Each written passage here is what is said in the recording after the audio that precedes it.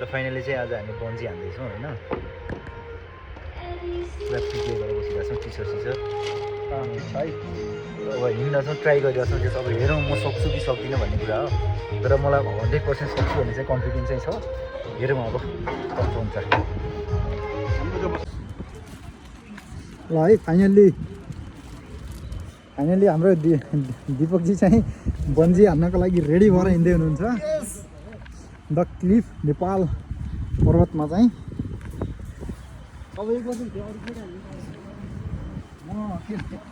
खिचिरहेको छ म बन्जी हान्न हिँडिरहेको छु त हिँड्न डराइरहेको छु यो सबै समयको खेल बाबु भोलि बिहान मैले नि हान्न सक्ने के थाहा तर के हुँदो रहेछ भने अहिले मलाई हान्ने छैन नि त मैले त्यही भएर मलाई बालै छैन म बिन्दास भएर हिँड्ने हो होइन यदि म नि हान्न हिँड्ने भए त्यस्तै हुन्छ क्या फेरि तर बबाल हान्नुपर्छ है दिपके बबाला जम्प हान्नुपर्छ हाटोक्नु दिपके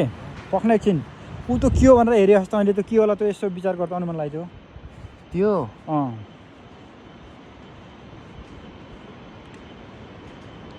त्यो पानी हो तैँले ताकि त्यसको तैँले अनुमानै गरे होइन यस्तो के हो भन्ने कुरो चाहिँ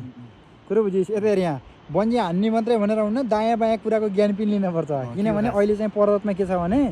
यता न यहाँ पानीको कमी होइन होइन तेरो चाहिँ यो जङ्गलमा पाइन्छ गुदरगानुका हो त्यो गुदरगानु प्रशोधन गरेर यहाँ के बनाउने भनेर चाहिँ यहाँ ऊ छ क्या यो अहिले फ्याक्ट्री खोलेको छ त्यहाँ हो त्यो तेरो गाउँतिर नि गुदरगाना पाइन्छन् भने ल्याएर तैँले केजीको हिसाबले बेच्न सक्छस् तैँले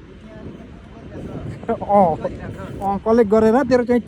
एक ट्र्याक्टर बनाइस् भने एक ट्रक बनाइस् भने तेरो हुँ बागलुङ बजारै आउँछ लिन 1 किलोलाई 10 रुपियाँ पर्छ तेरो एउटै 5-7 किलो हुन्छ अनि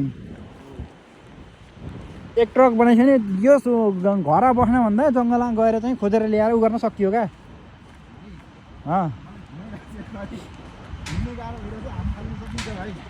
सकिन्छ लाइन टेन्सन नगर उतापट्टि आएर बन्जी भनेपछि फेरि कताडै म यतापट्टि बसेर यता स्विङको उतापट्टि बन्जीको म पारिपट्टि जान्छु है म उतापट्टि क्या खिच्न त यहाँबाट खिच्यो नि हुन्थ्यो यहाँ त बन्द गरेर चाहिँ राणा छोराहरूले ठिक हेर न भाइ ओए क्यामेरा हेर क्या यहाँ दुनियाँ खाना लाग्छ कि क्यामेरा त यहाँ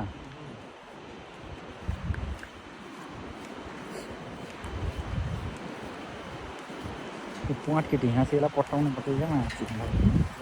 यही ठाउँमा चस्मा लगाउनु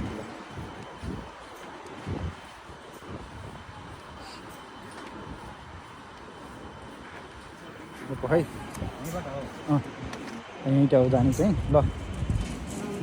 राम्रोसँग जानु होला होइन मजाले हान्नु होला त्यो चाहिँ भन्दा बवाल हान्नुपर्छ है त्यो ल